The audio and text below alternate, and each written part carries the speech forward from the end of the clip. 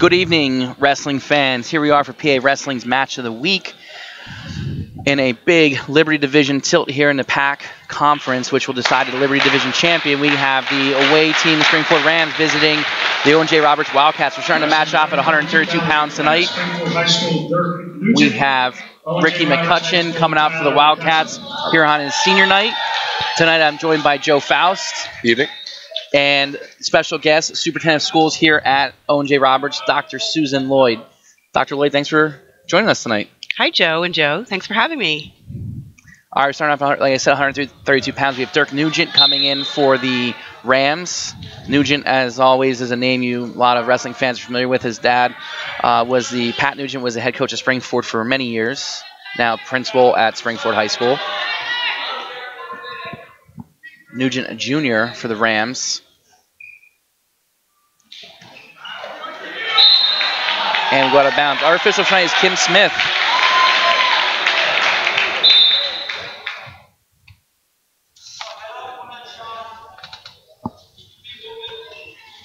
Drag attempt by Nugent as they go out of bounds. Nugent doing a good job of countering the reshot attempt by McCutcheon. And we're neutral. Minute 25 here left in the first period. These two teams met less than a week ago at District Duels, and already you see a different lineup than that matchup. Joe's right. This match at 132 pounds last week was Tyler McCutcheon against Brandon Swink from Springford. Both guys weighed in at 132 pounds. We are neutral again. All the action coming from McCutcheon so far. I believe McCutcheon and Nugent have met 3 or 4 times in the past, and Tyler owning a 3 or 4-0 record against Dirk.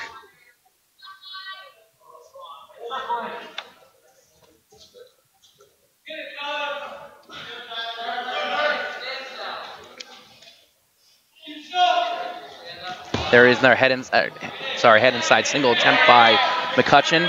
He's going to try and bring Nugent in. Nugent doing a good job of getting the whizzer in.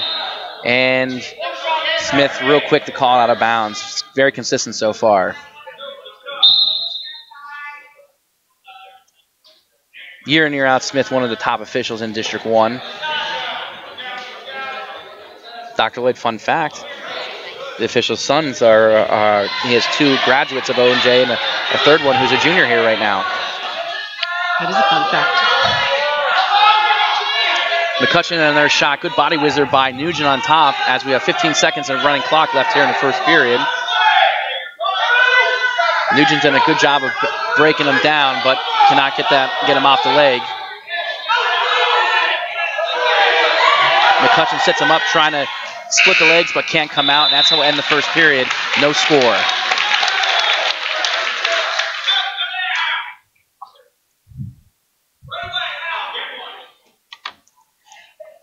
Springford's choice elects to go down here in the first period. Again, for those at home, the choice and the first point scored are very important if the match does happen to go to overtime. Nugent right to his feet and escapes 3 seconds into the period. Takes the important 1-0 lead here, and we're back on our feet again. McCutcheon another shot. All the shots come from McCutcheon so far in this match. Not his best effort. Head inside single, and Nugent fending it off. McCutcheon staying in on the attempts, but nothing. And despite not pushing the action, Nugent's done a really good job of sprawling and not allowing McCutcheon to build his base up or really cut the corner at all and try to score.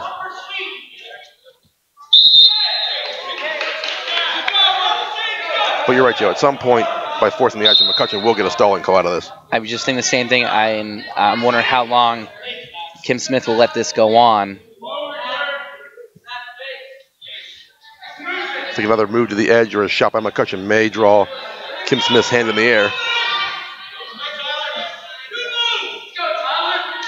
There is a nice shot by Nugent. He's got head inside. McCutcheon doing a good job fighting it off. And we're back. Neutral. A dump attempt here by McCutcheon. They run out of space.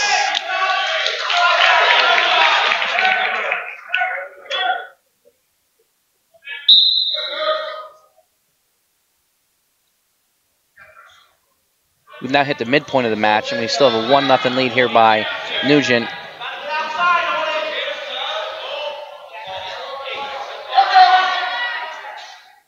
Elbow pass attempt there by Nugent.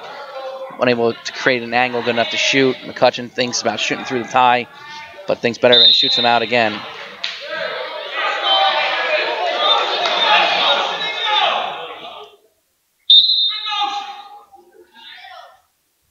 Again, McCutcheon, the senior, announced in the ceremony that his future plans are to go into the Air Force. So good for him.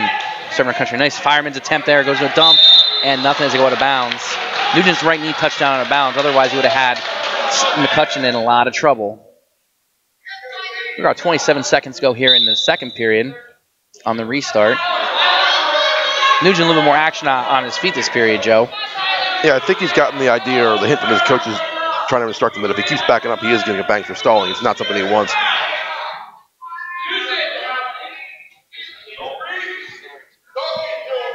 He's done a better job of circling this period instead of just backing straight out of bounds. And that's how we're going to end this period, 1-0. McCutcheon choice here in the third. And he chooses to go down. With the lights off in here, you can't really see, but we have a really nice crowd here tonight in the Owen J. Roberts Gymnasium. You know, for a lot of people complain on the forum that wrestling's dying sport, but then you come here and see a lot of students, a lot of alumni, a lot of fans, you know, fans that don't have any horses in the race other than they're just here to see wrestling. A lot of coaches from the area are here tonight that aren't wrestling. So, about 20 seconds. The hazard tilt attempt by Nugent. He's getting swipes. He's going to get at least 2 back here. Starts his count again. There's 2 back. He's going to run his lead to 3-0. Looks like he's going to try and suck him back into his... Well, he stepped out of it.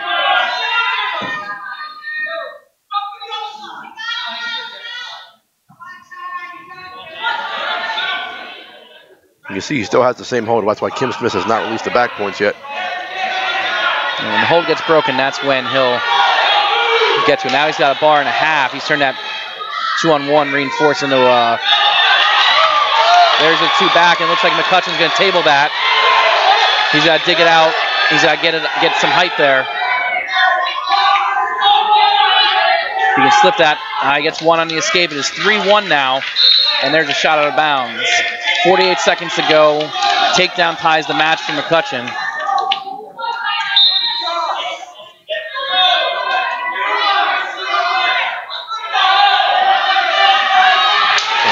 Takedown attempt there and succeeds by Nugent. Makes it 5-1 with 36 seconds to go in the period. Nice double there. Quick level change. He knew McCutcheon would have to come and push into him.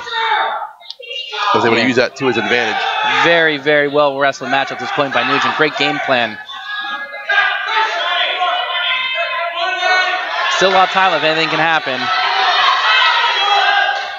We got 15 left here in the match. McCutcheon gets out trying to get a restart, see if he can make something happen.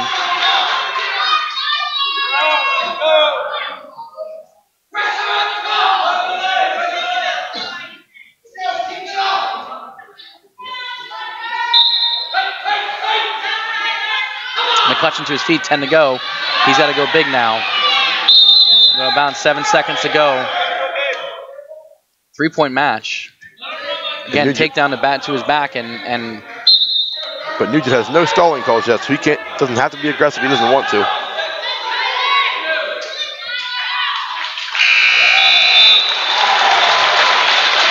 There you have it. There's the final score, 5-2.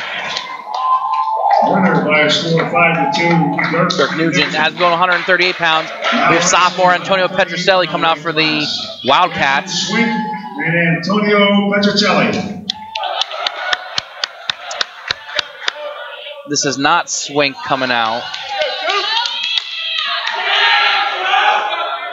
I think this is Josiah Chapman for the Rams. And I apologize if it's not, but it's definitely not Brandon Swink.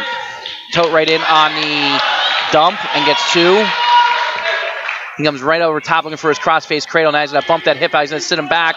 Chapman doing a good job of countering, but Petrocelli's still in control. He's got to bring that foot out in front and get height to it. Nice trip down to mat return. And now he's going back to that cross-face cradle. You see he's coming over top. He's grabbing behind the leg. He's going to get off that leg probably with his left and start running that head to the knee.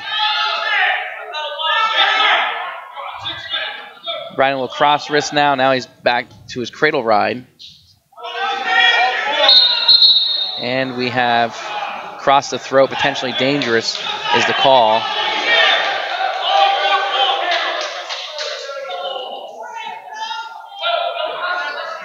Chapman does have a slight height advantage over Petrocelli, so getting him in the cradle could be something that he might have to work a little harder than usual for.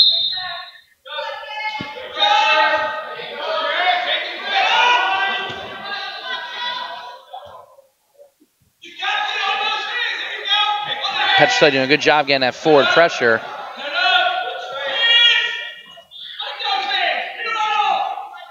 Here, Coach Seislot from Springford imploring his wrestler to fight off the hands and hand fight on bottom. I mean, so far he's doing a pretty good job of it.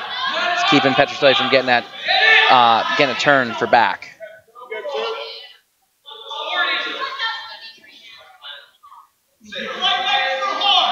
We have 35 seconds of the running clock here on the period. He's got it now, that cross face again on the far tricep. Chapman does a good job of peeling off. Now he's got his hazard tilt going. Well, 2-on-1 tilt. He's got a set of 2 back. He didn't get the full set with 13 to go here in the period. Looks like that's how we end up going into the second. A 4-0 lead for Petrocelli. Coming for that cradle again. Chapman up to the challenge, but returned back to the mat.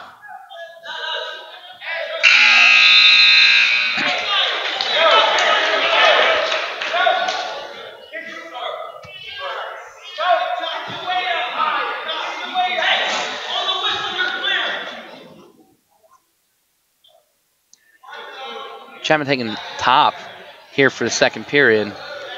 Let's see how it works out for him. Petrocelli gets to his changeover. He seals off and he's up to his feet.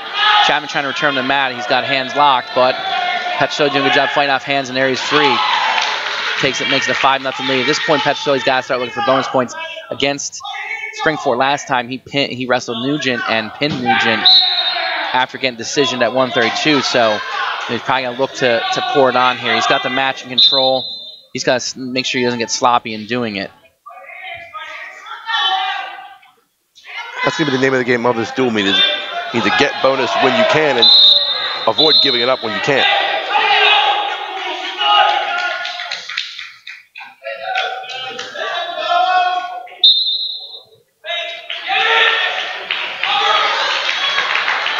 There's another takedown there, makes it 7-0.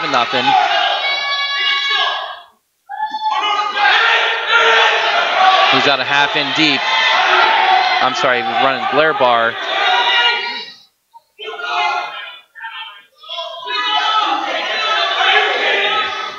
Petrocelli got the back leg ball and chain. Now he's going a little far. Tricep, now he's got it locked up. Now he's got the cradle locked up. You see he's going to bump the hip over. He's sitting right in the pocket.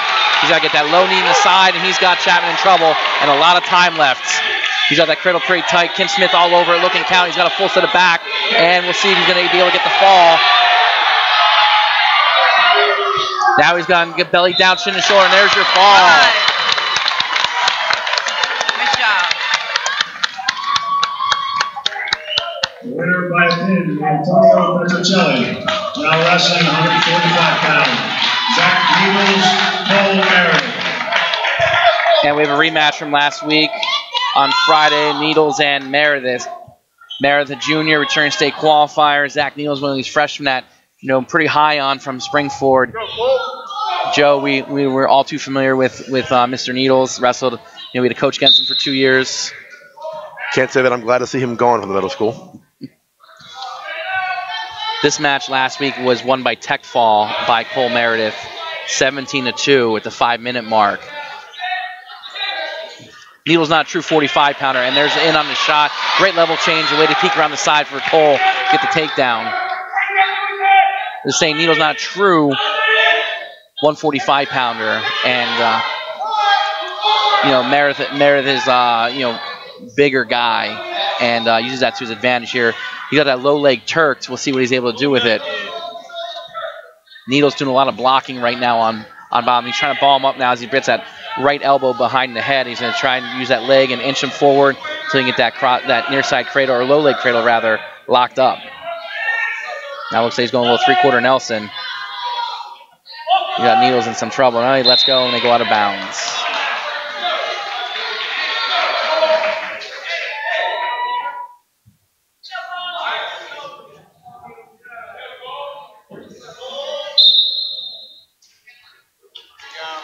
Needles to his feet doing a good job. Nice mat return by Cole Meredith to get him back down. Dr. Lloyd here, a little surprised by the mat return there. That one catch you by surprise? It makes me jump every time, Joe. Meredith can't turn Needles, and he cuts him here with 37 seconds to go. Makes it a 2-1 match. He'll try to get his offense working on his feet again. The competition mats are softer than you think. Yeah, but I'm sure that didn't feel good. It's a louder boom than it really is. Thanks for the reassurance. Still makes me jump.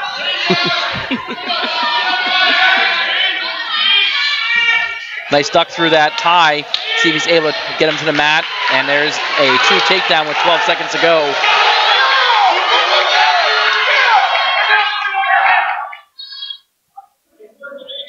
Four seconds to go. Looks like that's how we'll end. 4-1 lead for Meredith heading into the second. Needles' choice here. They have him go down. See if Cole cuts him or tries to ride him.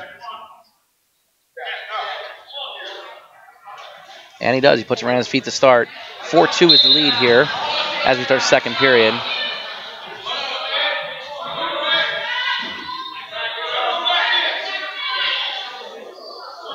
There's a nice head inside single. He turns a corner. And a little scramble here as Needles doing a great job of tying up that back heel, not letting Meredith pop the head out. Cole looking to get a little head height, and that's going to really put Needles in a precarious position. Now he's trying to funk roll through. Good job by Needles so far. Cole's going to pick him up, roll him back through. Kim Smith's probably going to stalemate this here pretty soon. Needles doing a good job. He's trying to step over the ankle, try and score a takedown of his own. Wonder why we haven't seen a stalemate just yet. Nothing yet. Good job of scooting by Cole Meredith. And he tries to elevate him, and he comes up over the top. Needles catches him on his back, and he's got Meredith in trouble. He's going to get 2 and 2 there, and it's going to make it 6-4 with the midpoint of the match here with a minute left in the second period.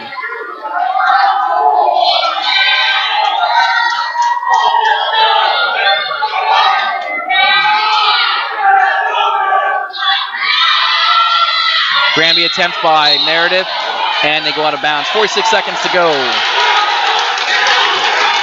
You know, right there you're seeing why people are high on Zach Needles as just a freshman. You know, he's going toe-to-toe, fearless, especially after, you know, kind of maybe took it as a little bit of embarrassment after the last match on Friday night, getting tech-fouled by Meredith.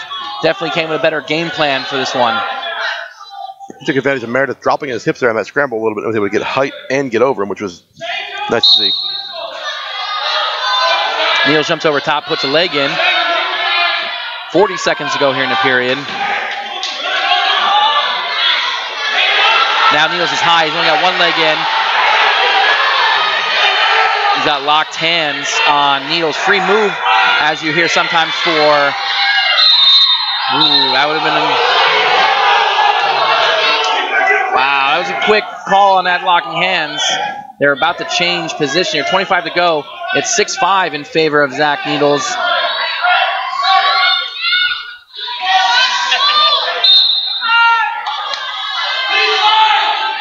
Meredith to his feet. Needles comes over top. The other side this time puts the leg in. We get potentially dangerous. Bails himself out by putting that leg in. Even though Meredith was almost standing when that leg came in. And he's back to his feet again, post up. Cole, real strong hips, strong legs. He gets to his feet fairly easy. We've got under 10 to go here. He's going to try and get free, and there you go. There is your tie score, 6-6, as we go in the third period. It will be Cole Meredith's choice.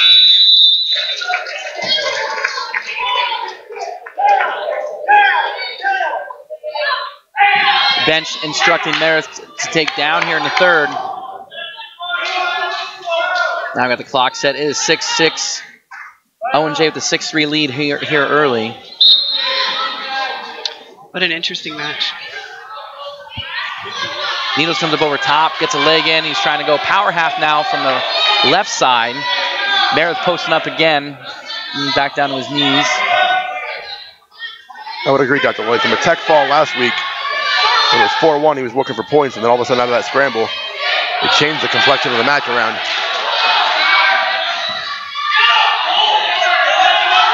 It looks to me like the moves are much more complicated than what we've been seeing so far. Yeah. Two pretty technical guys here.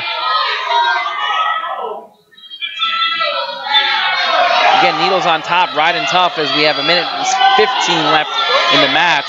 And Haddon will get up. A lot of parallel riding out of Needles, but not a whole lot of movement from Meredith on bottom. So I can see Kim Smith going either way here at the stall. Or maybe go stalemate.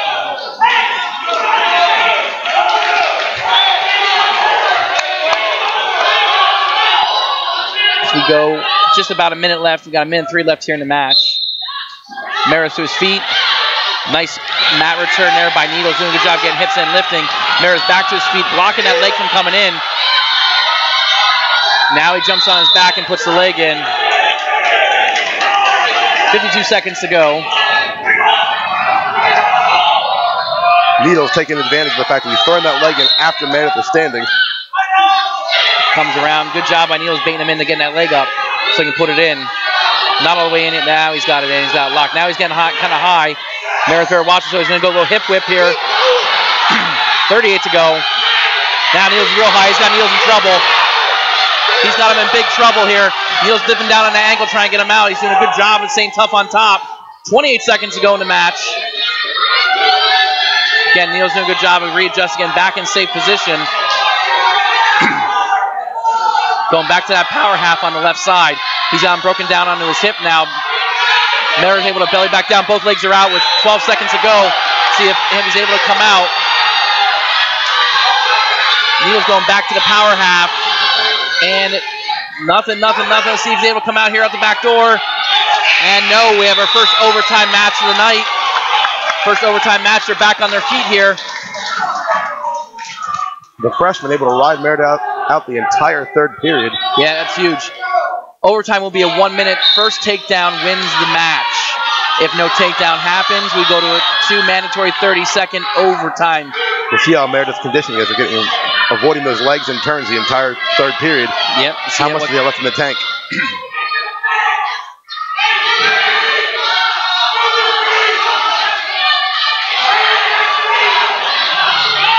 Both guys, little cat and mouse game here. A lot of head fakes, a lot of shot fakes. There he is on a nice high cross. Inside single.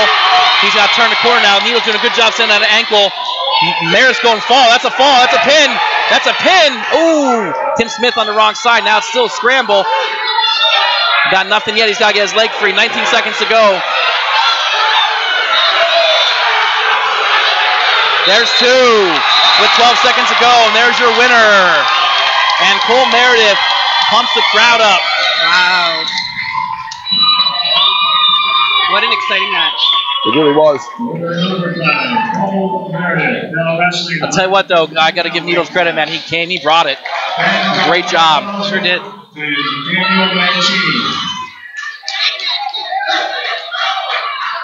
Joe, I have a fun fact for you. What's up? How many wrestling matches do you think I've attended in my life? In your life? I'm going to say less than 5. That would be accurate. 2. 2? This will is be number 2. When was number 1? A couple weeks ago. Okay. I think I was here. I think I saw you sit in front row. I was. With the cap hack, right? Part of what I got to learn. So here we are with Dan Mancini and Ben D'Arcangelo from the Rams of Springford. This match was won by major decision by Mancini last week, 14-5.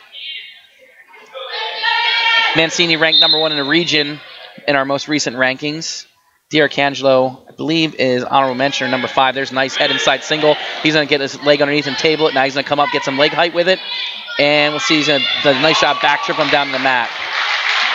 And it looks like we might be playing a little catch and release early on here. D'Arcangelo, a nice shot. Head inside single. Great counter here by Dan Mancini. Good counter offense. He slips around the side, and he's got the leg right back in the same position. Looks like he doesn't have to even come up because D'Arcangelo bails on the counter. makes a quick 4-1 lead here for Dan Mancini of Owen J. Roberts. Mancini getting a little forward pressure, trying to lock that cross-face cradle up. Really trying to pull in. D'Arcangelo, physically strong kid. We saw him wrestle again against Mancini. We saw him wrestle against Boyertown last week. Then saw him wrestle against Downingtown West in the semifinals at District Duels. Mancini got a little optional start here, see if he's going to cut him, and there he goes. 4-2 the lead here with 52 seconds to go in the first period.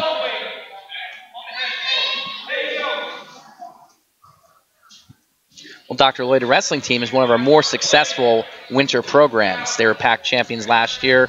They're in the run to be the PAC champs this year, which will be decided in 2 weeks at the PAC tournament. In the meantime, Dan Mancini is in on a head inside single.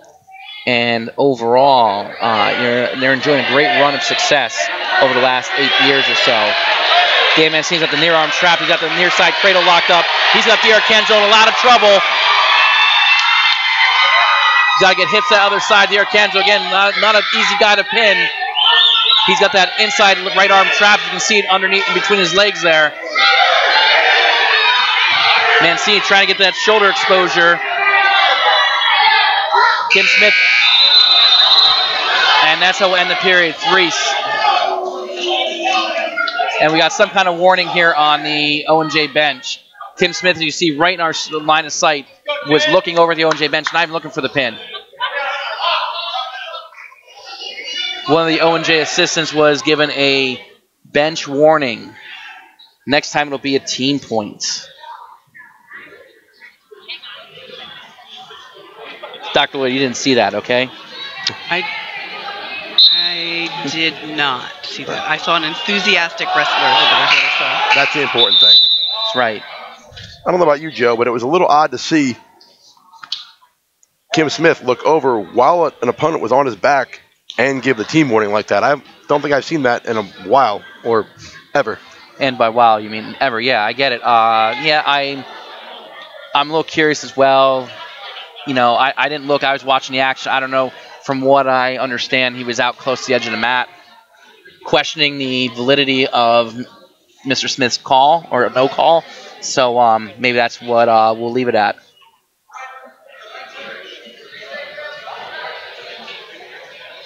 Mancini in the down position here to start the period, second period.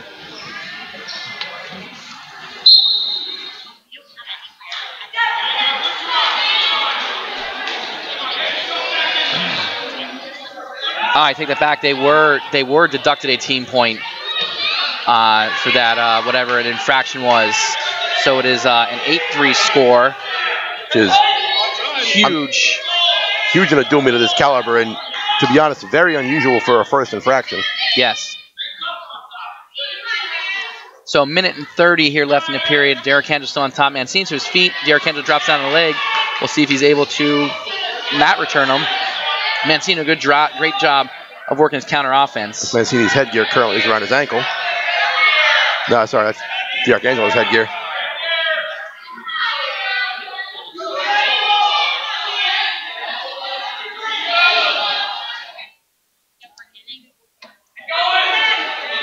There's the escape. Makes it 8-2.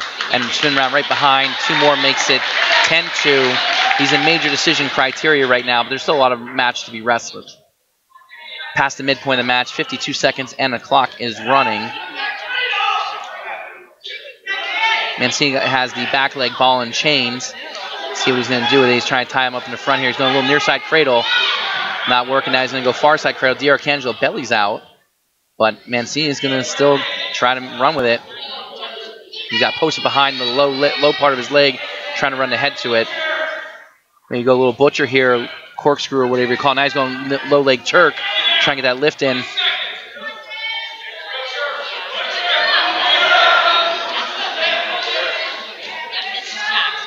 Now he's going to go a little butcher here. Yeah, doesn't have a lot of time left. He's got to run quick, get his feet moving quick to try and score.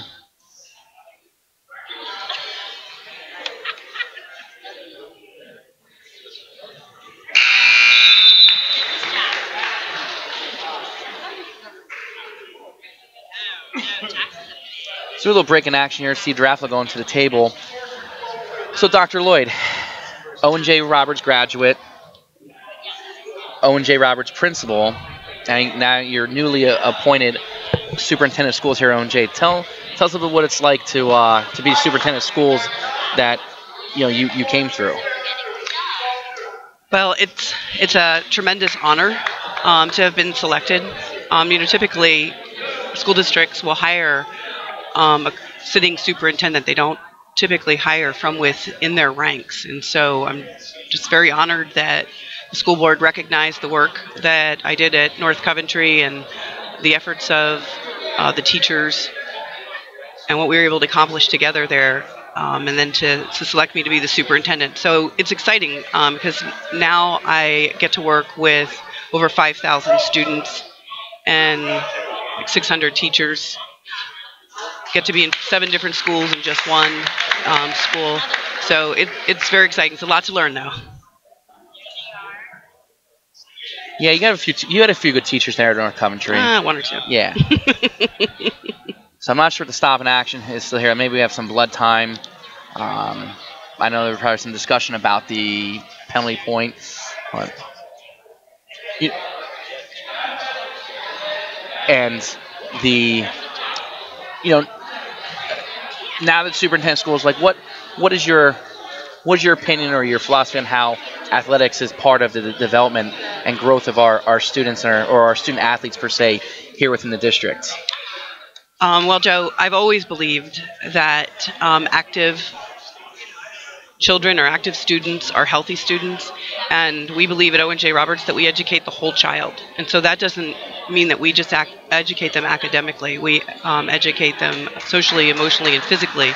And so there's just so much to learn from being part of a team and working with a team, because the reality in life is that you have to be able to work with others and that it's just not about you.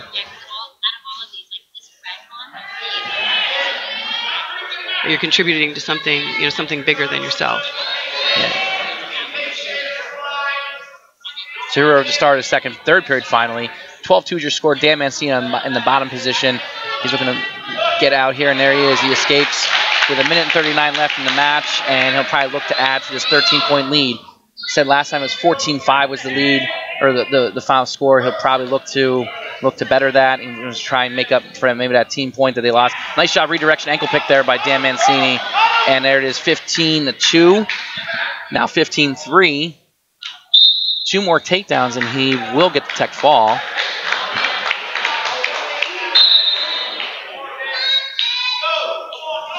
D'Arcangelo on the shot here. Mancini back into his counter offense here. He's in the front headlock. See if he's able to score from here. He doesn't want to waste a whole lot of time trying to shuck him by. D'Arcangelo tough on that elbow. Mancini comes around, gets the takedown, makes it 17-3. He's got a 14-point advantage. D'Arcangelo desperately holding on that elbow. So Mancini's going to use it to his advantage. Going to try and go a little low leg cradle or near side cradle. And there's the escape. It makes it 17-4.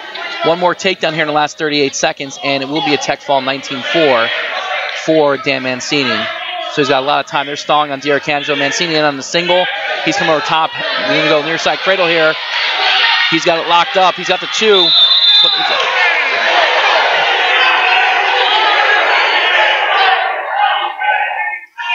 The Owen J bench irate. And that's where it's going to end.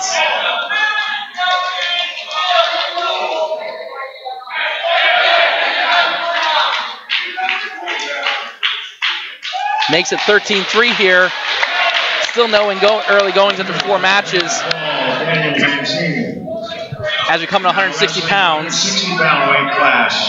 Springford High School, Joey Milano, Owen J. Roberts, Ricky McCutcheon. So, Joe, explain that vocabulary tech language. Tech fall? Yeah, so for those at home and Dr. Lloyd, when you win between 1 and 7 points, you earn 3 team points for your team. When you win between the scores of 8 and 14-point margin, it is a 4 points for the team. And if you win by once the margin of the match becomes 15 points, it's automatically over, they call it. And it's 5 points for your team. If you pin someone, it's 6. So that's how team scoring goes. So, Owen J has benefited from a pin, a decision, and a tech fall, and they had the 1-point deduction. So it should be 14-3 right now. Instead, it's 13-3. And Springford had a decision where they won 5-2 in the opening match. So that's where their 3 came from. This is another rematch from Friday night's match, won by Milano 7-4. Milano had a great first period, jumped out to a 5-0 lead, and then kind of cruised from there. McCutcheon mounted a comeback late, but came up a little bit short. And Dr. Lloyd and I talked off camera about this rivalry and about the mutual. It's fierce, but the mutual respect these wrestlers have for one another, and the closeness they have, when they're not competing. And it was evident on last Friday. The match between Milano and McCutcheon got a little chippy, but they're the same guys that talked after the match. And both teams were laying together on the mat before the match. They wrestle a lot in the off season with Team PAC, and that's a club that's comprised of a lot of PAC-10 schools and their wrestlers, and they wrestle together to kind of grow the sport and help each other to get better. So it's kind of neat to see the fierceness of this rivalry on the mat here, but then the camaraderie and the mutual respect that's there for each other. Nice elbow pass into a single leg. McCutcheon trying to counter here. Again, chest high. He's trying to shoot back in, and he fights off. See, he gets a reshot of his own. Nope. Milano's got him in the front head, and they go out of bounds with 54 seconds to go here in the opening period.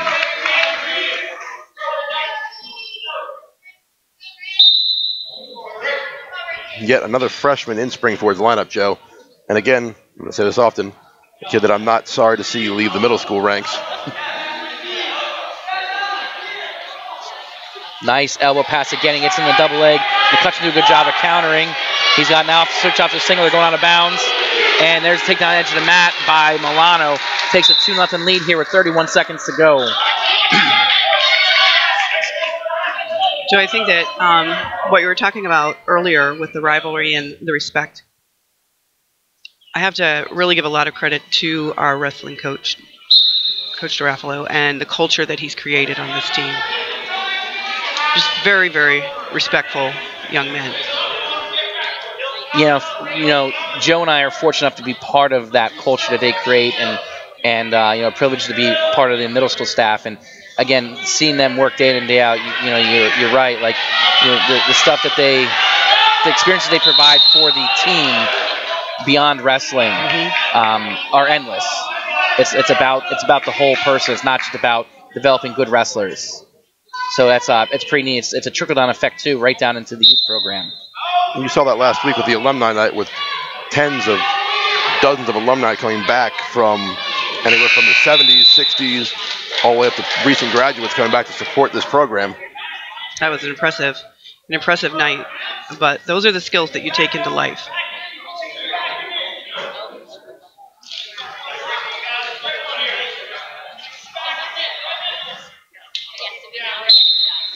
Right away, McCutcheon to his changeover. He chooses bottom here to start the period. And it down 2-0.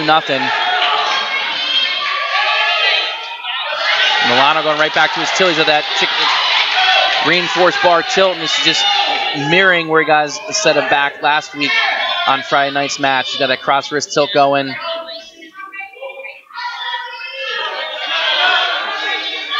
There is the holds broken, and 2 points are awarded.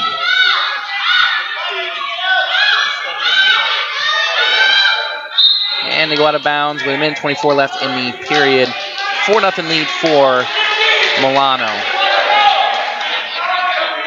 I will say this, towards the end of the match on Friday, McCutcheon was the more fit of the two wrestlers. Able to his motor was still strong in the third, and Milano was struggling physically. There he's right to standing tilt, and he's got it. He's getting one swipe. Now he's getting another one. Yep, now he's got to set it back. He's got a full set, 7-0 here. Breaks the hold, and there's your 3. Finally awarded, and then he goes right back to the chicken wing tilt. He's trying to bring him over. He's got McCutcheon trouble. Another set of back puts him in major decision criteria.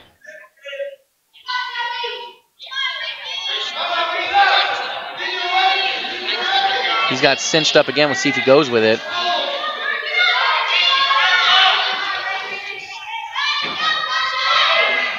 Nice little counter roll there. And this match has large implications for the PAC tournament in 2 weeks. While the Liberty Division can be won tonight, the overall PAC title can only be won at that tournament. Not what they envisioned when they had McCutcheon go down in the second period. Get turned, and he goes out of bounds. Gets turned twice in the period. Milano extends the lead to 7. Got 11 seconds left. See if he can get one back here before the period's over. And wouldn't put it past the fact Milano, he's quick at getting that cross wrist cinched up. See if he can get him another turn.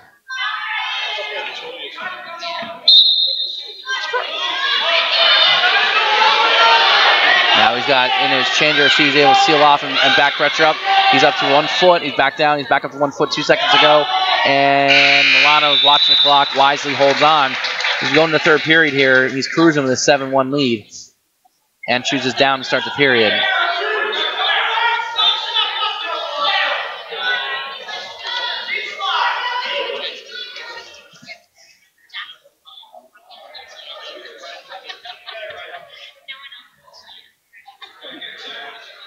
That's odd, no caution given.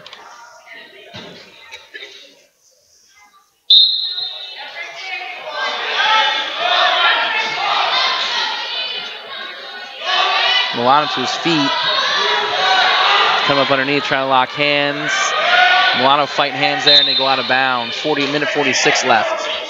Again, Milano looking like the more tired wrestler of the two. But he has been the one that's done all the scoring up to this point. Correct, and I think the Springford coach is going to implore him to get onto his feet, because another point brings us into a major decision, which would definitely be great for the team race here. And there it is. So now 8-0 lead. He is, if it ends this way, he will earn 4 points for his team.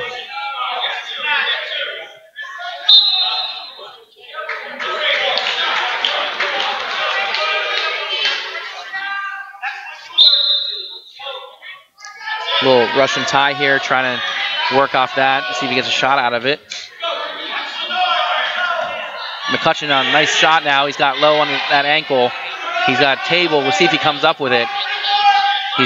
He's ripping it up now. Let's see what he's going to do with it. Milano trying to counter with the whizzer. McCutcheon got to get a little height with that. Get Milano on 1 foot, and there he is. You hear the bench saying, "Come up with it." He's trying to step over that far leg. That's not the move there. He wants to come up with that. He's got table. Now he's got pressure into him and try to get up. Get it up off the mat. There we go. Now he's up under the toe. Now he's up off the mat, and Kim Smith calls him out of bounds. A little quick, in my opinion. I didn't see any of McCutcheon's supporting points outside the mat, but that's why I'm not wearing stripes tonight. Right, Dr. Lloyd? That would be correct, Joe. 40 seconds to go here. McCutcheon might not win the match, but he needs to get at least a point. Needs to get takedown to get it out of major decision criteria. Every team point's going to matter tonight. There it is, nice. Now he's got up off the ground. He's got to get it in front. Milano doing a nice job of counter, trying to go leg.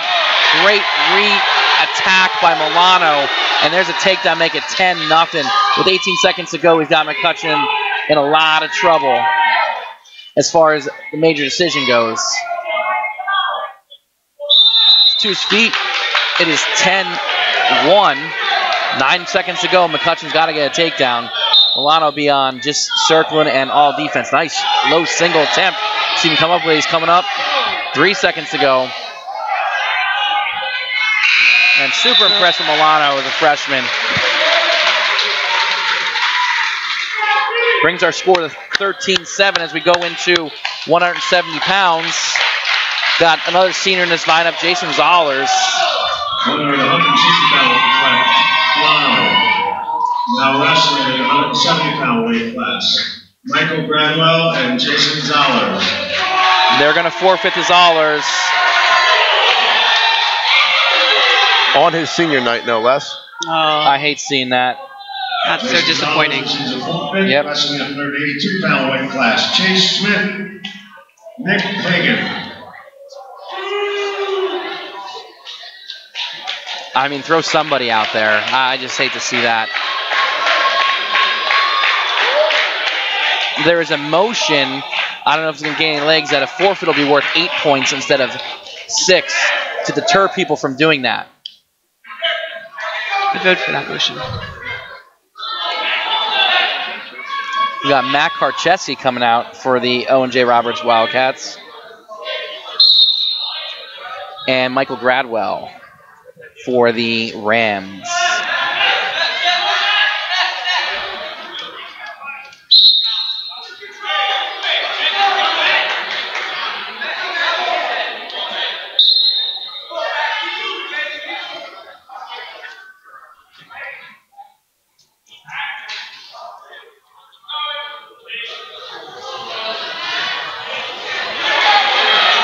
Carchesi tries to shoot after getting drugged, and Gradwell counters, gets him on the mat, and there's a takedown. Minute 30 left here in the period.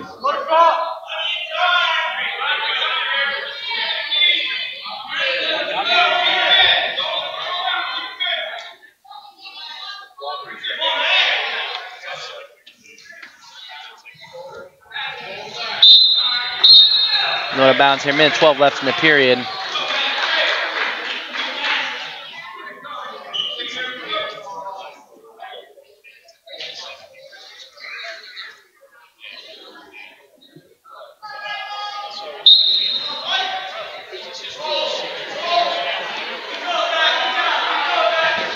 Gradwell doing a good job of breaking him off his base. Now he's got the cross wrist. See if he punches that bar in, if he sits him back in that tilt. Nah, he's trying to cross wrist. Now he's got bar in a wrist. Goes back to the cross wrist, looking to cinch it up a little bit.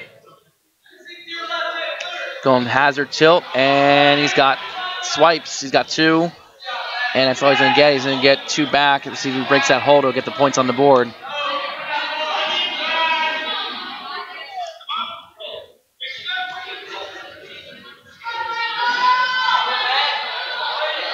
So I don't think Springford Joe wanted the last matchup of Zollers on Gradwell, which Zollers 185.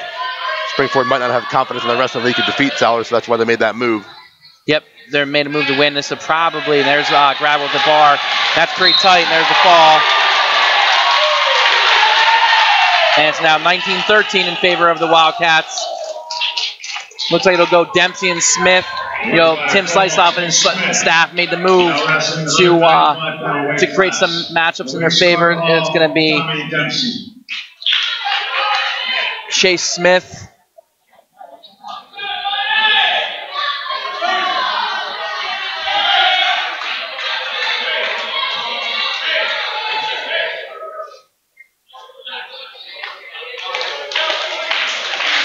And Tommy Dempsey and Chase Smith, which means probably Dylan Bauer and Tyler LaRocca, and then Blake Fessmeyer and Ed Calloway to round the top before we go back down to the lower weights.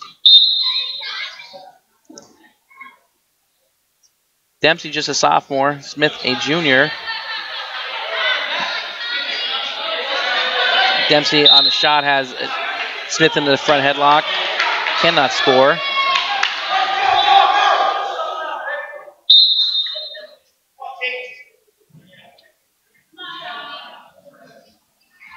Smith in the shot. Dempsey fighting it off.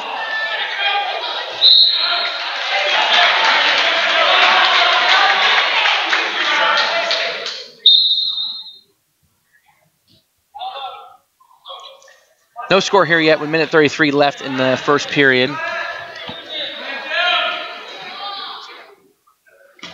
Nice fireman's carry by Chase Smith, but they go out of bounds. Chase Smith, a junior coming off the year in which saw him being a state qualifier for that Springfield Ram program.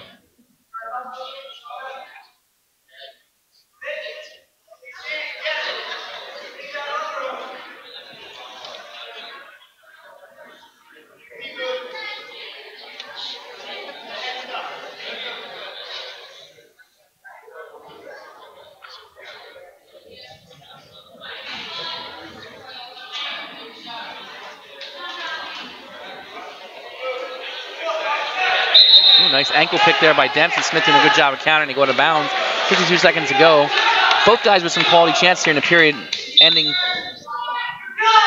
I don't know what that was by Smith, but it wasn't pretty. Both guys running out of room here on this mat to get the takedown, respectively. Springford has to be looking for bonus here out of the state qualifier against Dempsey, who's only a sophomore. Yeah, you don't make the move. You make the move because you think you're going to win the match, but they have to be thinking bonus points. Dempsey's a tough kid though.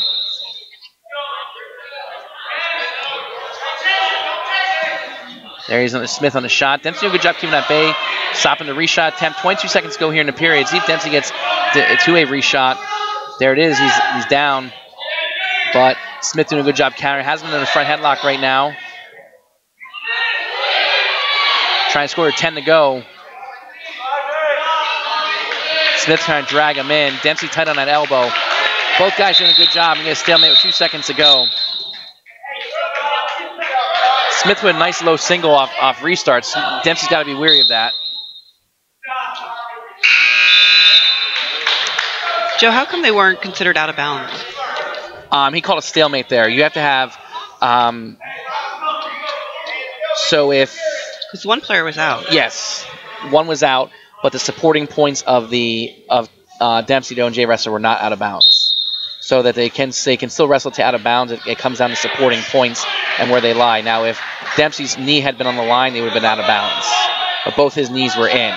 And those are his 2 supporting points because he was on, his hands and arms were tied up with Smith from Springford.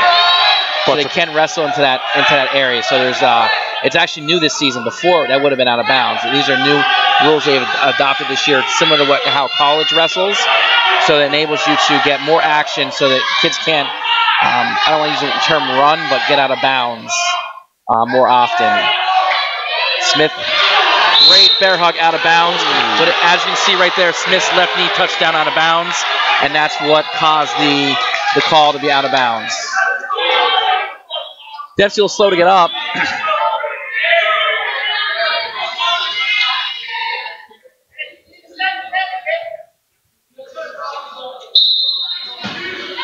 The out-of-bounds rule has been a question for everyone this year with those new rules.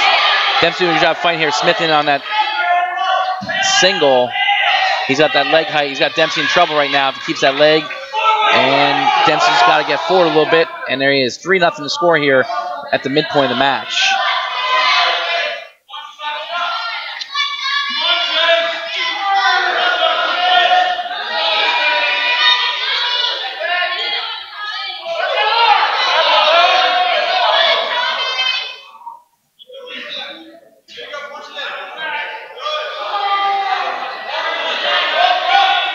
Smith has a bar in and is looking to bring him back, run it the other way, try and put Dempsey on his back. He's got him down the crab ride. Dempsey did a good job of countering. He's got Smith on his back. Come on. And he gets a reversal, makes it 3-2. Great job by Dempsey. Smith trying to bully him over, and Dempsey's not going to fall for it. He's not going to. Ooh, we got trouble here. That could be a defensive pin on Chase Smith. And there it is. There it is.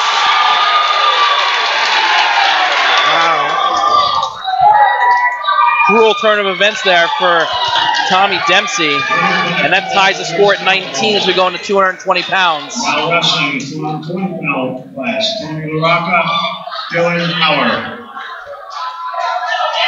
And we got Blake Fessmeyer coming out here at 220 pounds against Tyler LaRocca.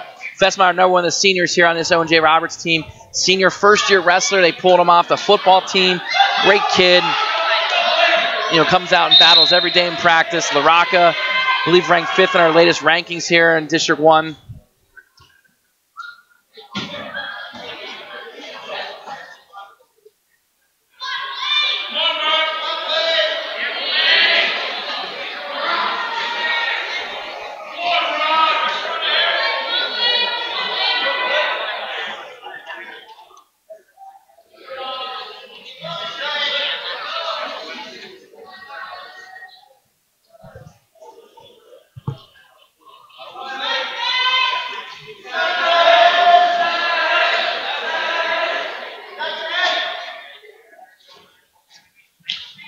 Minute 15 left for the running clock, and still 0-0 here in early goings.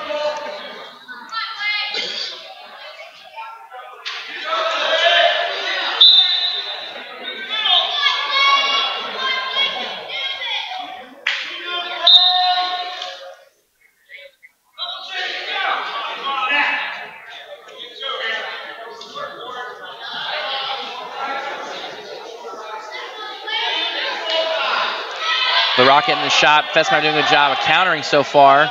LaRocca stepping towards it. He's picking him up. He's got bear hug locked up. He's got Fessmeyer in trouble. Fessmeyer's got to keep those hips away and keep heavy on that head. Now he's going to get a mat return. There's hands on the mat, and there's your 2 points with 38 seconds to go here in the first period.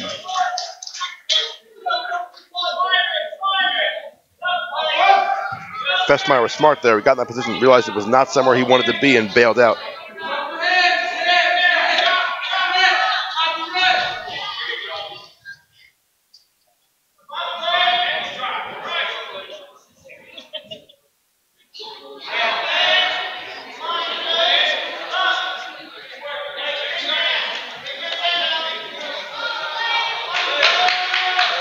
Looks like that's how we'll end the first period. 2-0 lead for LaRocca.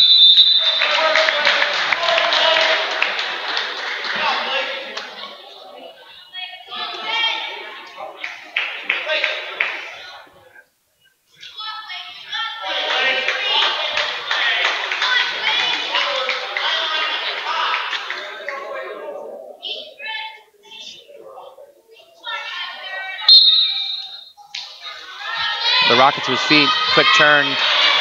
Fessmeyer on the leg, body whizzer there by LaRocca, and he spins behind, gets his reversal.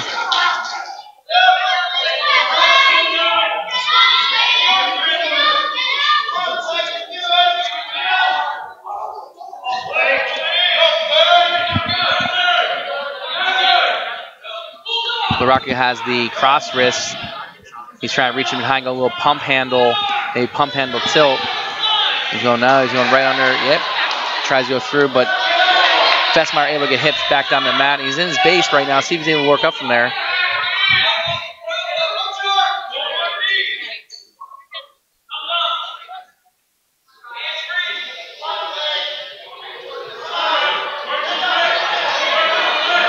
Now he's going a little 3-quarter Nelson. Fessmeyer doing a good job fighting it off, but LaRocca is really cranking on that head. And he's doing a good job pulling it closer. See if he's going to go near side cradle. Nope. Fessmeyer not letting him have it. We got 53 seconds to go here in the period. Can't see either guy's really working that hard to improve their position. No, LaRocca has that right leg ball and chain.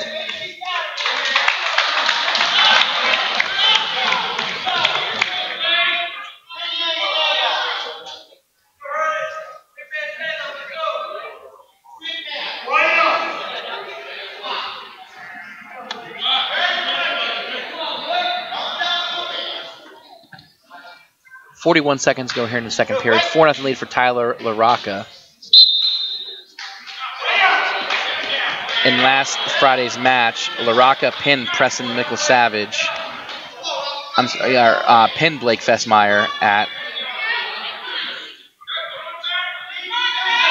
220 pounds.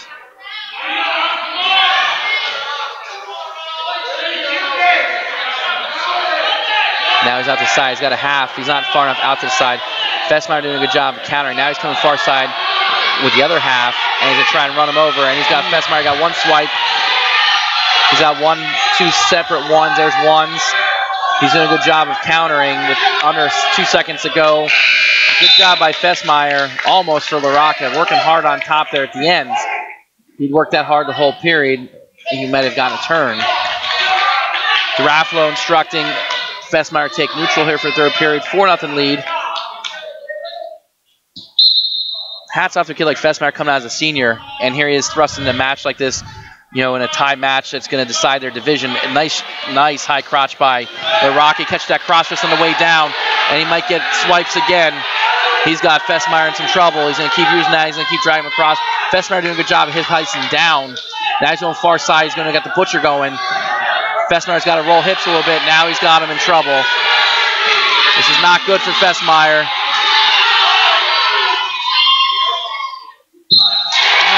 Wow. And there's a fall by LaRocca. And just like that, it's 25-19. Now wrestling, 285 class. Ed Calloway, Dylan Bauer. And here's another rematch from last week, won by Calloway.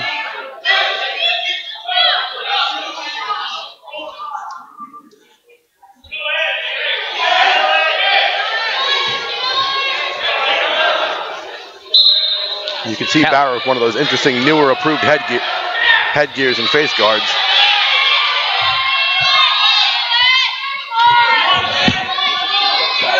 Bauer.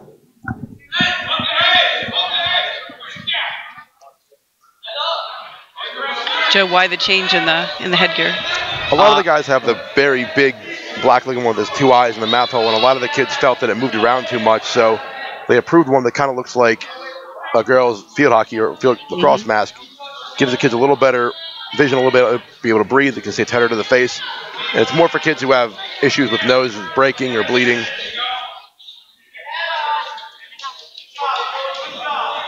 Yeah, those that bleed easily when they get bumped, it protects the nose and face from getting contact. And despite that, it still fell off Mr. Bauer. Again, Callaway wrestling instead of the injured Matt Lepore. One of the top heavyweights in the region, unfortunately out with injury right now. And, Callaway filling in, doing a pretty good job, admirable job for the Rams. Bauer, a little bit of trouble. Wardrobe malfunction. I did jinx it. I apologize in advance. I mentioned the headgear, then it breaks. This one's my fault. So, Dr. Lloyd, in your short time so far as superintendent, exciting times. You had to hire your predecessor. You're in the midst of hiring a new athletic director. It's not like you got to ease into things. And all it does is snow, Joe. This snow is true. and freezing rain. Or there'd be threat of snow and freezing rain right when it's time to go to school. I joked with Rick Dunlap, our interim AD here at Owen J, and I said, man, I wouldn't want to be Dr. Lloyd on Thursday morning, or Wednesday morning, having to make that call.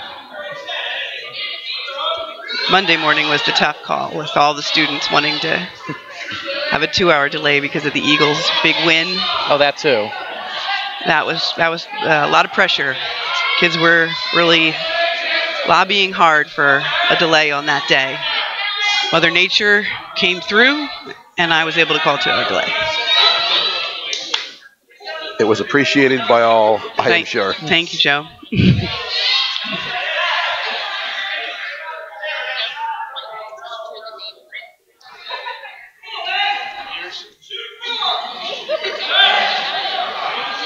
10 seconds going in the first period. Shot by Callaway. And Dylan Bauer with the headlock. And he goes over. Callaway does a nice job of rolling through. And getting 2 for a takedown. Great end to the period there. Bauer got to that headlock, but didn't get his hip to the mat quick enough. And Callaway was able to use all that momentum against him. It's that, Joe, you're a smart guy, the kinetic energy, right? Indeed. Yep. Force equals mass times acceleration. That was a lot of force, and they were moving, and they are heavyweights, so there is some mass. It's more technical difficulties with the headgear now.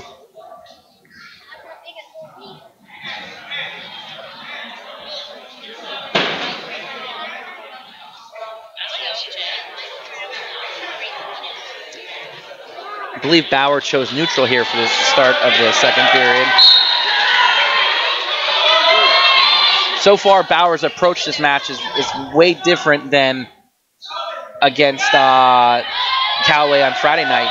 Bauer was taking a lot of shots that put him underneath Callaway, and then, Callaway's significantly bigger guy. Bauer, a 220 pounder by trade, was getting caught under all that weight and having trouble to finish his shots. So he's got a better game plan today. Yeah, as a heavyweight, you really don't want to take shots where you hit your knees for too long.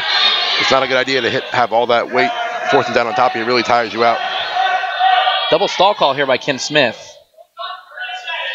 Bauer trying to break hands. Callaway in a shot. See if Bauer's able to counter. Callaway thought better of it, felt that underhook slipping in and bailed on the shot. Oh, the headgear. I wonder when, I don't know that Callaway's catching with his hands or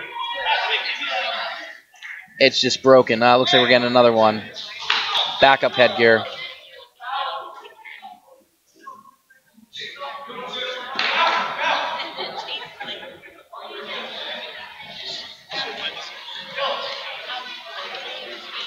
Tell you what, Coach Draffo does it all. Coaches, fixes headgear.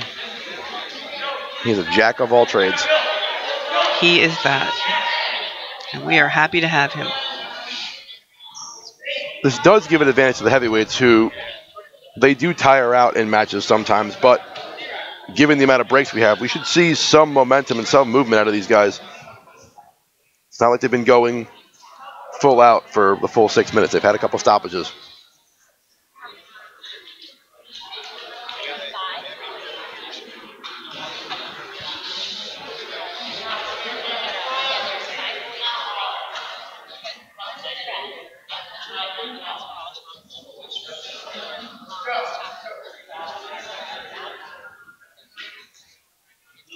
This beginning months of a superintendency are called listen and learn. And so this is one of the areas that I need to learn a lot about is the sport of wrestling. And what better way to learn than to sit here as you call play-by-play. Yeah. Thanks for the invite. No, we're happy to have you. I think it's important that we do talk to administrators, and we do get their opinion on how sport influences the growth and the development. As we talked about earlier, it's it's definitely a huge piece of it. Not every kid plays sports, but you talked about the physicalness of physical health of children, just getting kids active some way, shape, or form, and that's definitely an important piece of the puzzle. So really enjoy getting to the perspectives of different high-level ranking administrators that lead these school districts that we visit weekly. And it takes a village top to bottom to raise a child, or in this match's case, change the headgear out.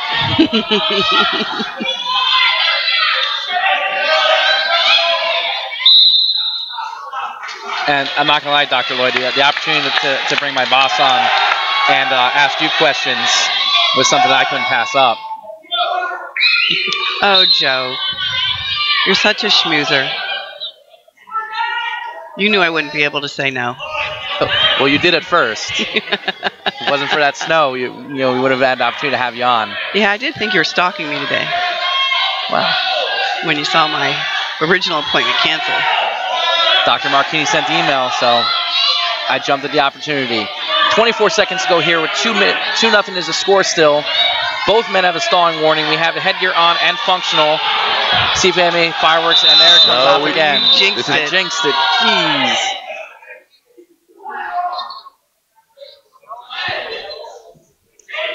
On a personal level, I'm not a fan of the Velcro headgear for this exact reason. After a while, Velcro wears down. The ones that are more your typical straps that you have to tighten and stay fastened are way better. The Velcro ones, like I said, they're great and they're quickly adjusted and they're easy and they're simple. I think Coach Garafalo agrees with you here as he has gone to the button headgear there. Strap on.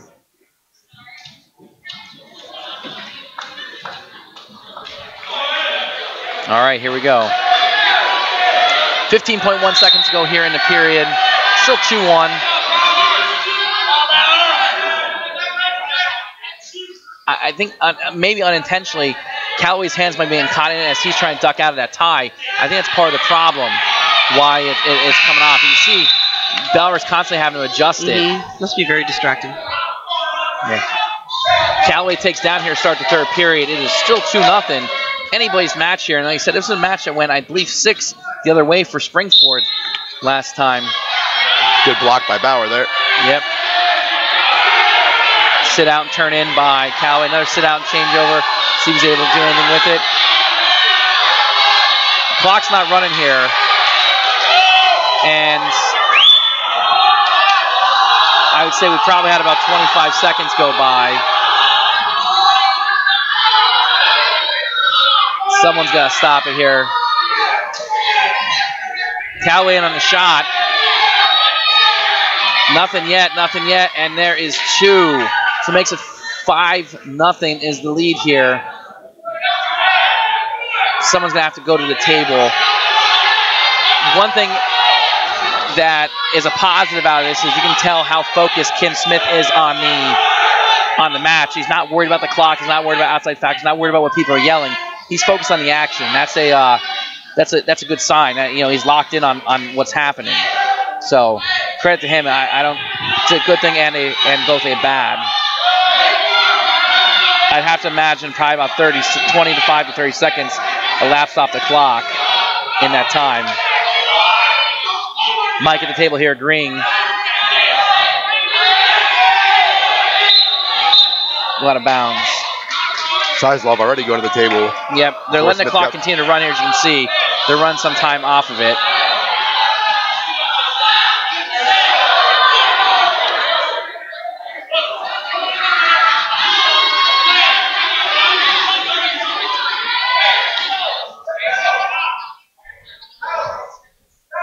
Well, the fans were definitely watching the clock. Oh, yes. Oh, yes. Oh, that's one thing you'll find about wrestling fans. They're some of the most passionate. They emulate the wrestlers, the passion, the grittiness, the attention to detail. And, these two fan bases are no strangers to big matches, no strangers to success. And, they know the rules. They're very knowledgeable. So they're going to notice things like that real quick. And they're going to not really have to hook easily for it. So we got under 30 seconds to go in the match here. Callaway's a set of back away from getting a major decision. This would be a huge coup for the Wildcats, improving some points back as we have 15 seconds to go here now.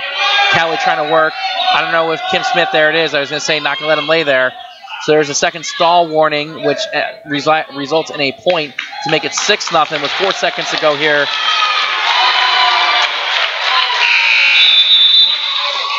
6-0 is your score. Callaway makes it 28-19.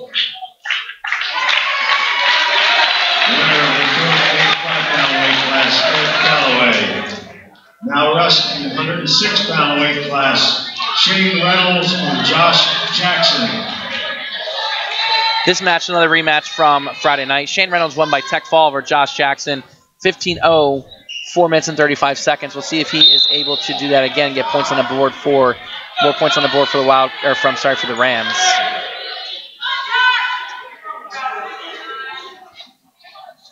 Reynolds in on the shot. Jackson fights it off. Jackson, another first-year wrestler for the Wildcats.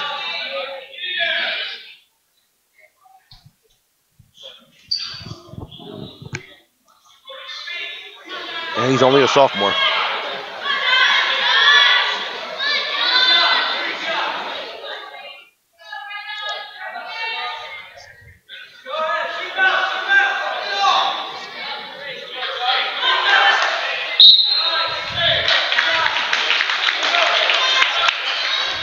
Josh is a former North Coventry student. Former student of mine. It's one of the biggest thrills of having this job is seeing my former students now in high school. Reynolds into a shot, and he's got Jackson in a little bit of a trouble.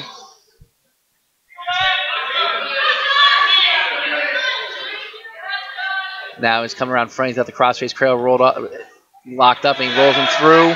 And he's getting some swipes there. He's getting back points.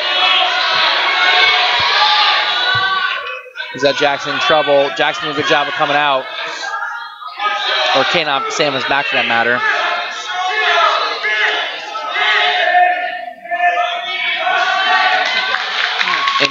In years to come, Josh. You'll see some North Coventry kids coming up that we have in middle school and our youth program now. They're pretty talented guys. Mason Karkoska and Bryce Schmoyer.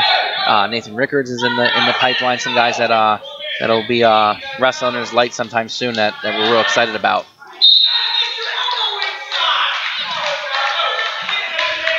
I've got Frankie McCoy is another North Coventry guy. Oh, yeah.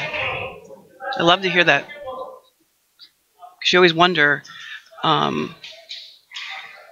what happened? What do they become after they leave elementary school? Reynolds back on that 201. It's, again, something that Spring Ford's been almost having their way with all night. Getting to that cross wrist 2-on-1. Seen some tilts out of it. We've seen some bars slipped in through it. 5-0 into the period here. Joe, we're just so fortunate in this community that we have so many youth programs. Agreed. That feed into our middle school and high school programs. Yep. Coventry soccer, Coventry basketball, Norchester football, Coventry football, Norchester wrestling, Norchester baseball. You know, now the newly formed Norchester field hockey. That's an exciting one to see. Yes, my daughter's actually part of that, so it's pretty cool to see. And my youngest will be playing next year. So that, you know, it goes, the community has a ton of these, and there's Shannon Reynolds with a bar and half, and there's some trouble. Jackson doing a great job. He's wiry, he's tough, he's not going to go down that easily.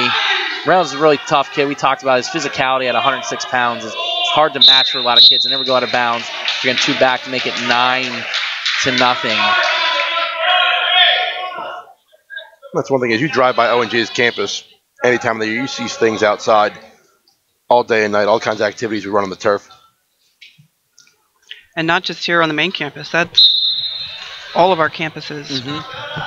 There isn't enough space in the community for all the programs we have. Well, that's the truth. It's a great problem to have.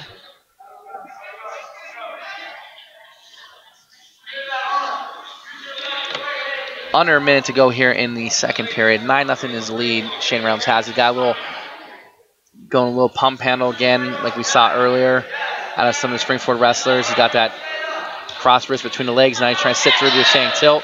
Jackson trying to get away. He drops down the leg and he switches over, and Reynolds still in control. Jackson trying to wrestle back into him, but Reynolds stays on top here with 30 seconds to go. Owen J. Bench pleading with Jackson to let go of the head.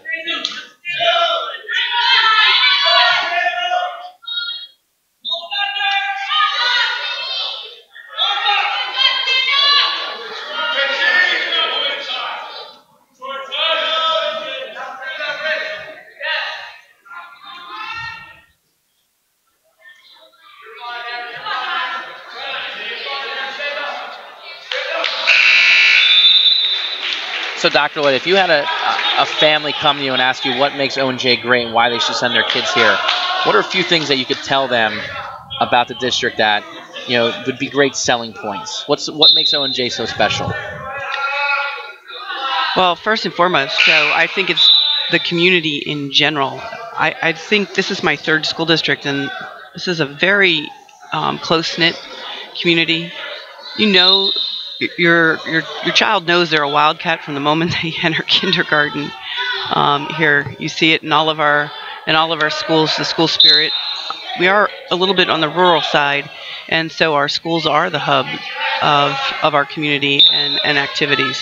Not surprised to see a full gym tonight because there's not much else happening out here. And you know, the obvious factor is the quality of education that we have to offer students K to 12.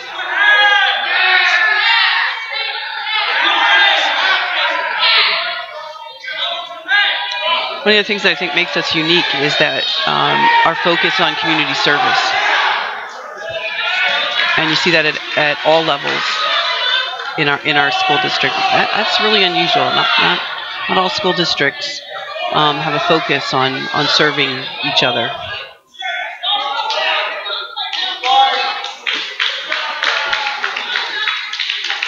There's 2 more back, makes it 13-0 in favor of Reynolds with 54 seconds to go in the match.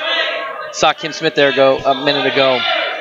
few seconds ago, actually tapped the arm of Shane Reynolds, notifying him without stopping the action that he was getting into a potentially dangerous criteria for the arm of Josh Jackson, and signaling him to stop so that he can not injure the opponent but not stop the match as well, because he was in the midst of looking to pin Jackson. So 31 seconds to go, 13 left in the score. Jackson's going to try his best not to get turned again, to not get tech fouled, and at the same time you see a lot of action out of Reynolds here trying to get one more set of back. You see him come right over the top, right to that crossface, trying to maybe go crossface cradle. out of it as well. You know, he's Or gonna Butcher go out of it. Yeah, and then baits him right into the Butcher. He steps up far side. Ends up that cradle locked up. Reynolds doesn't get him to go. But he sits him back now, and now he's got swipes. Now we got to worry about not getting pinned. The tech fall is imminent. 13 seconds to go. Josh doing tremendous job fighting. There's no quitting the kid. You know, he's putting his life. Again, we talked about these situations, and that is the end of the match. 16-0 your final, and it makes it 33-19 with 3 matches to go. All right, Josh. Another rematch from last week. We got David Force and Quinn Tobin, and this match was won 9-3 by David Force last week in a great match. And we talked about this one too. These two know each other. They've wrestled through youth. They wrestled, middle school several times. And I said at some point in time in Quinn Tobin's youth career, he was actually a Norchester wrestler. And the funny thing was, Dr. Lloyd, their parents sat next to each other during the match last week. And, it's just that it's kind of, you talked about close-knit community. That's kind of what wrestling is. And they became friends, and even though their sons have wrestled so many times. Tobin in on the dump, and David Force does a nice job of stepping over, almost gets him on his back. And Force right away on top with a 2-0 lead, a minute 26 left in the first period. So I even joked with their parents after the match last week about how funny it was seeing them sit next to each other and rooting for their kids, and they said they were having a little bit of fun talking trash with each other and during the match. So here they are again wrestling. Maybe in their high school careers, they're both sophomores. Probably the 3rd or 4th time they've wrestled. 2nd time this year for sure. And then chances are they're going to meet next 2 weeks in the PAC tournament. I would be willing to bet on it. You're probably going to see a lot of these rematches in the PAC tournament somewhere. Force trying to go half there, and he's got that deep spiral or thigh pry going. Force has these uncharacteristically long arms and can hold on to you from anywhere. And he cuts him with 30 seconds to go here in the period. 2-1 lead. We'll see if Tobin, again, was in a deep shot, wasn't able to finish before. Forced in a shot, but great wrist control by Tobin. Something we saw a lot of last week from Springford wrestlers, and we haven't really saw a lot of today. They do a great job of tying up wrists from their feet. You see it there. He's keeping that left hand from able to get into the attack. 5 to go. Force doing a good job being aggressive on his feet.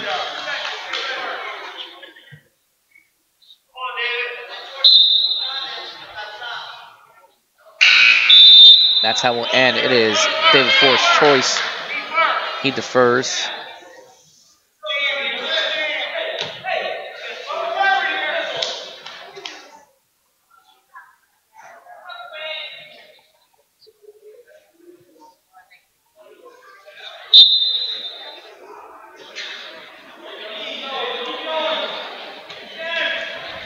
Tobin did a nice job sealing off, getting to his feet, and he gets free. Here it is, 2-2.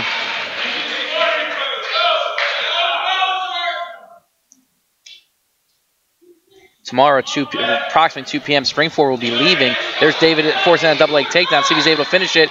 Tobin doing a great job of countering. Force reloads it, but Tobin does a nice job getting him out of bounds. Springford will be boarding a bus and leaving for Hershey for the state duels for their first round matchup tomorrow at 8 p.m.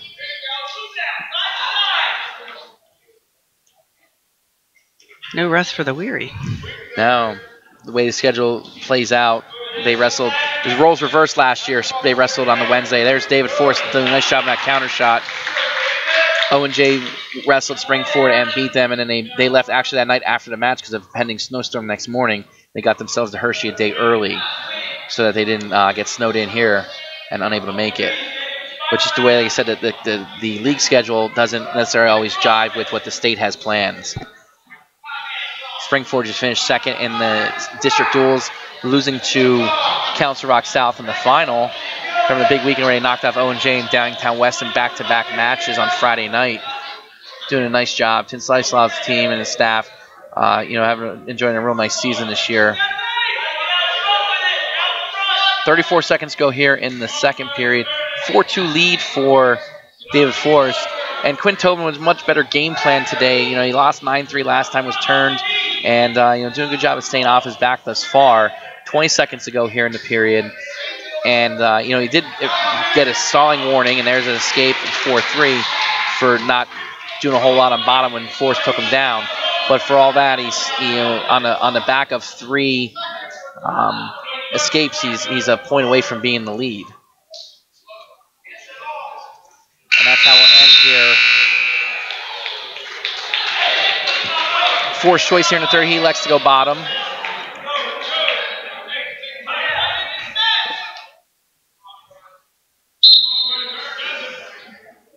Granby attempts by Forrest, and a nice reversal. And he's got a bar in deep. Let's see if he's able to not. Tobin, good job of getting hands forward and getting that bar out.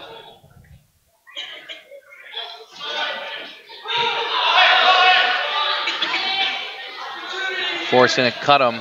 No, there's no break in contact, so no escape was given. I don't think Forrest realizes that. There, now he's got it. 6-4 is your score. Minute and 30 left in the match. Half shot attempt there. He's got pass hands. Tobin did a good job tying him up. Now he's got that Russian tie going. See if he's able to do something with it. And Tobin is just one good shot away from tying up this match if he can get on his offense. He's got had double trouble there for a second. Nice job by Forrest. He's in on that single, but he's got to get. There's it. Got 2. Wow.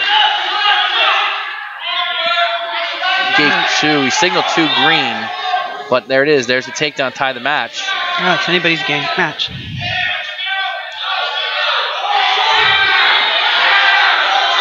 Now Forrest not doing a whole lot on bottom. Let's see.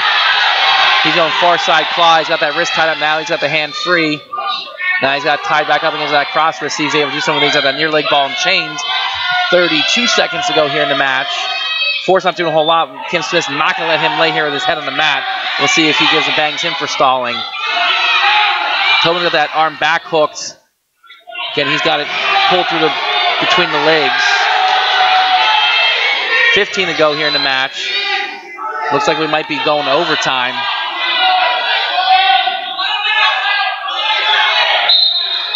.9 to go. See if Forrest can pull something out of the bag of tricks to get an escape or reversal here in the closing seconds.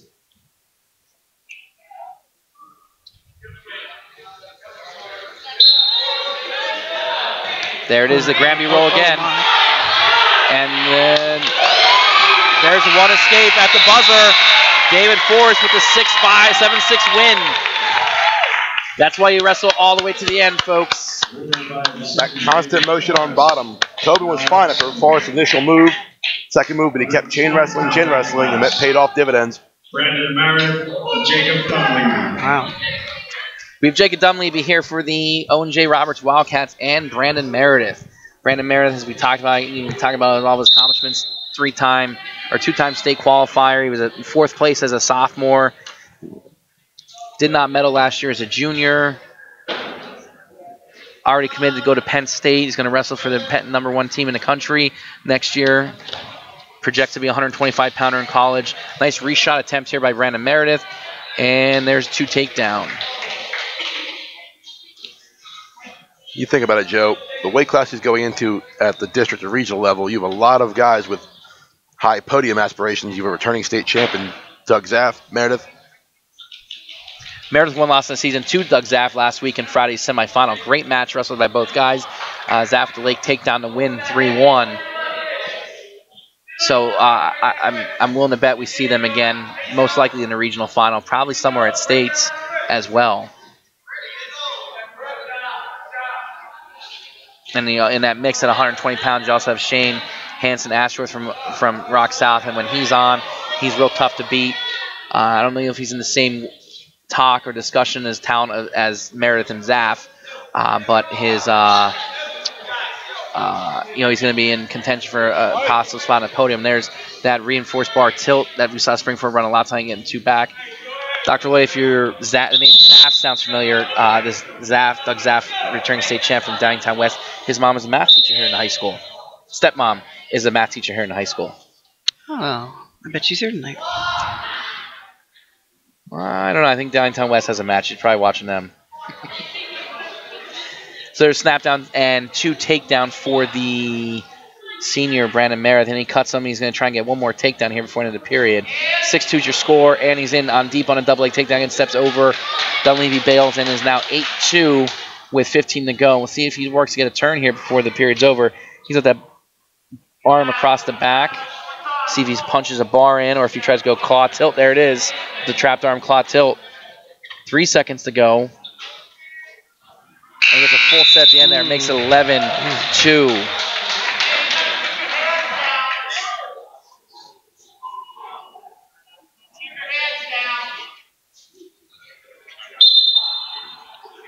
Second to last match of the night. Owen J. Roberts needs a pin here in order to stay in the mix. It's going to be tough sledding for the sophomore Dunleavy as he gets taken down again. It's 13-2 with 1:45 left. He's got that arm trapped again. You're probably going to see Meredith come around the front, maybe underhook it with his right arm on the other side and grab that wrist. We refer to that as the hammer. But no, he punched the bar in. Now he's got that tight, he's got reinforced bar. He's trying to run that bar. He's getting real physical on top with it. The bar's no longer reinforced. So don't know what he's doing with that left hand just yet. Looks like he's reinforced it again to come across that tight waist. And he's going to try and go stack. And he jumps over. Now he's going to run it again. He's got Dunleavy broken down on his belly. Maybe he's going to sit him into a tilt. Nah, he's coming over top, trying to catch it. Got Dunleavy doing a good job getting a free minute left as we hit the midpoint of the match. Running clock. Comes over crop. That crossface. Dunleavy is going to feel that one in the morning. I'm telling you right now. That's the one thing about these high-level wrestlers. You see Meredith is chain wrestling on top, going to move after move after move. Dunleavy really has no opportunity to breathe or reset or refocus. Yeah, he's just smothering with just nonstop movement, nonstop pressure, and Dunleavy can't get to any of his, bottom or can't get to his changer or can't get to his stand-up, can't get to a Granby, can't get to anything because of the relentlessness on top of Brandon Meredith. So 20 seconds to go here in the second period.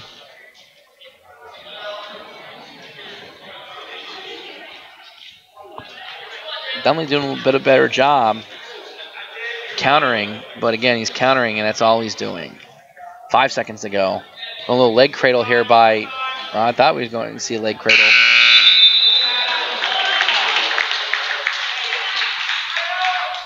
Dunleavy's choice, he goes neutral here. 13-2 is your score.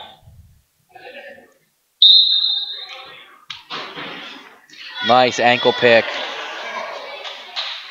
And he works up and is now 15-2. He's one set of back away from a tech fall.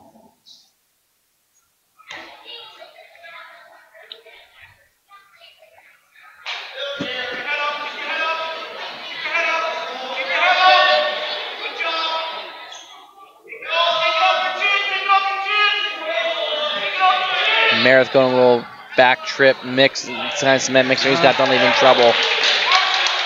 A lot of time left, 1:24 left here in the match. That Dunleavy's going to have to fight off his back because Meredith's got that tight, and he's not going to let him off easily. Now he's off the leg and out to the side, getting perpendicular to him. Now he's going to get a little bit head-to-head. Dunleavy's able to get off his back, and there it is.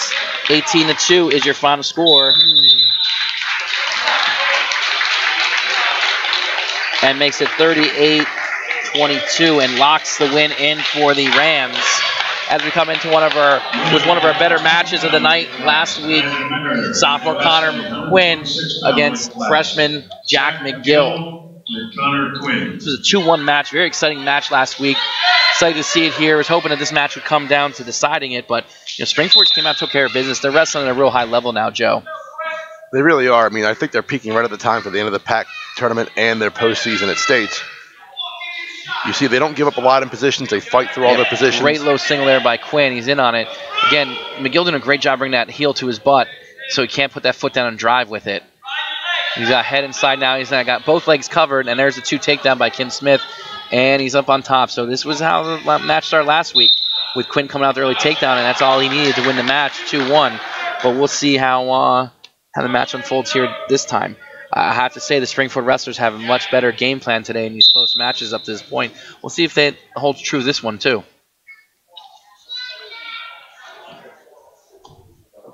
mean, I'm sure they got on PA Wrestling's YouTube page, watched the matches. Them and their coaches talked about what they did well and what they didn't do well, and then came out with a game plan tonight. And you saw a couple different matchups, but overall, they didn't go exactly the way they went before. Quinn going a little head lever there. Joe, if they did watch it, I really hope they watched it on mute. What, you're saying people don't love our commentary sometimes? I don't know. I can't imagine that. Yeah, I can't say that I blame them, though.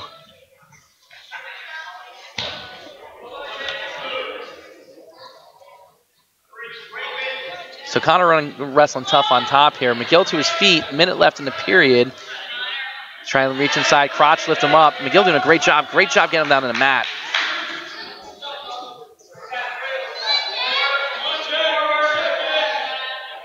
Trying to pull him in that crab ride. And McGill used that back pressure to get up to his feet. And they go to bounds with 42 seconds to go here in the period. All right. The last match of the night already sealed and won by the Rams. Just see what, this match here is. Again, Springford probably took this as a good warm-up for tomorrow. Way to get challenged, get their competitive juices flowing, set to go, and they'll have, 24 hours of time to rest up and get ready for their match against, they wrestle in Kiski in the first round. State Tools escapes me now for a second.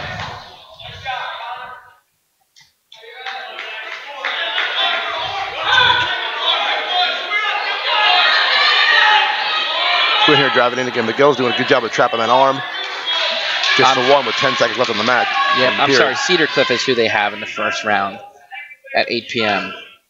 Rock South will be wrestling Cannon Mac, and Downingtown at 6, as will Downingtown West take on Pennsylvania Juggernaut, Bethlehem Catholic. And I'll make predictions often, Joe, but I can be willing to bet that Downingtown West has a lot of fans across the state they don't know they have wrestling Becca, for what it's worth.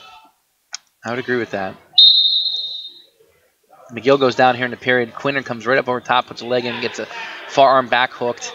We'll see if he's able to use this to his advantage. He's got a good crossbody ride going right now. And he's got McGill down on his far hip. Quinn real good on legs, and very unorthodox, funky wrestler. He's not your typical Owen J wrestler. He's gonna do a lot of things unconventionally, this being one of them. And he likes to be in those scramble situations and excels at them.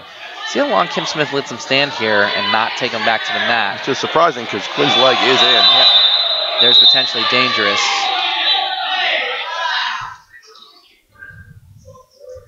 Minute 21 left here in the period. It is still 2-1. And there, Quinn gets on the leg again. He's trying to get that down to that loaded ankle, get him down the mat. There he does. He gets him back down his knee. He's got that heel to butt, and see if he's going to back hook and see if he's able to get him to roll through or back hook and pry him over.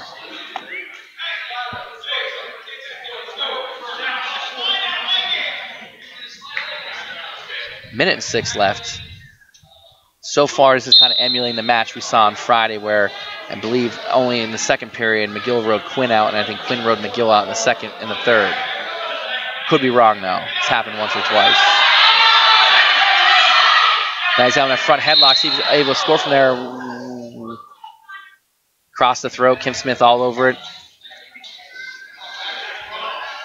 Calls potentially dangerous. Again, it was in the best interest of the Springfield wrestler to not fall through with that move, and that's why Kim Smith made the call he did. Quinn trying to go claw and build the leg, put the leg in. McGill doing a great job of fighting off those legs coming in the best he can, but Connor still got one in. The second one's on its way, and he did a good job of stepping out of that one. Goes back in. Quinn coming up over top. He's got hands on leg and arm. See, he just kind of wraps himself around. He's got both legs in now. He's got to take those posts away and bust them down off his base. And now he's down on his elbows and knees. And there's another stalemate. 17 seconds to go here in the period. Is there a limit to the number of dangerous moves? No. Some moves are automatic point penalty, like a full Nelson, locked hands, anywhere on top, locked hands, not a pin combination is a violation. But a lot of times it'll just be potentially dangerous. That's when you see the official put the hand behind his head and signaling that the move was going against the joint or somehow, some way, not in a way he's protecting the wrestler from what he perceives as injury or bodily harm. So here's Quinn's choice now here in the third, and he elects to go bottom. And again, we're kind of trading off like before in the match, and they wrestled on Friday.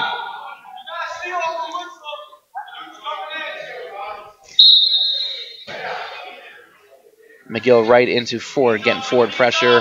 He's trying to sink a leg of his own. He's coming up front. Had a little half going there for a second. There it is again. Quinn do a good job of getting underneath that leg. See if he's going to throw it by or throw it off. Again, this is a match we'll probably see at the PAC tournament again. I still have trouble not calling it PAC-10s. I have a hard time with that, too. Yeah. Quinn doing a good job of scooting hips here. He's seen these scramble positions. He's doing such a great job, and he gets one neutral for his efforts.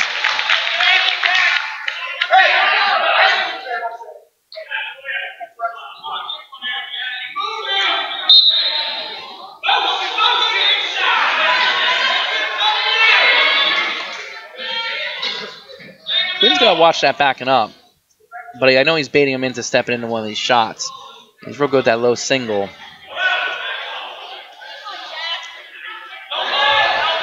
There's a shot attempt, not his best effort. McGill's got him in that front headlock, but again, both wrestlers comfortable here. Quinn going to does an elbow drag out of this. Circling, there he is. And there's a 2 on the edge of the mat. Nice job by Quinn, dragging him by into that low single and coming up and finishing a shot at the edge of the mat. He kind of baited him into it. He let him grab that arm so he can pull deep and get in that far elbow and use it against him. And being he was so close to the edge of the mat, McGill probably thought he was just going to shoot him out. Did not quite work out as planned. Good mat return here by Quinn. 35 seconds to go in the match. Quinn's got a leg in. He's got it. Well, now it's out, but he's got the ball and chain going with that left leg. 19 seconds to go. McGill catches Quinn on his back. He gets reversal, no back. No swipes. He got sloppy on top. He got too much forward. 5-3 is your score. 3 seconds to go. And that's how it's going to end. That was very close at the end there. And that is your final score. Makes it 38-25. So last week was 30. I think last week was 34-28 or 35-28 was your victorious score by the Rams, and a little bit more cushion this week. And I think that's a direct result of the moves that Spring-Ford made to create better matchups up there at the top. So there you have it, Liberty Division champs for the year. But the PAC championship will be decided on the mats in 2 weeks up at Boyertown High School. Really looking forward to that. We'll be covering the final of that. And that's all we got here from Bucktown. This is, Joe Youngblood joined by Joe Faust. Thank you for jumping on. And Dr. Lloyd, really want to thank you for coming on tonight and, talking a little shop with us and really enjoyed having you on. And really look forward to seeing you at future wrestling matches. Thank you, Joe. I have to go home because I got to get up at 4 o'clock because maybe, just maybe, Joe, we're going to have another 2-hour delay. All right, maybe you have a nice night. Okay. Thanks, Joe. Thank you. Thank you, Joe. Thanks everyone for tuning in. We'll see you next week with a week and a half at the PAC championships. Thank you and have a good night.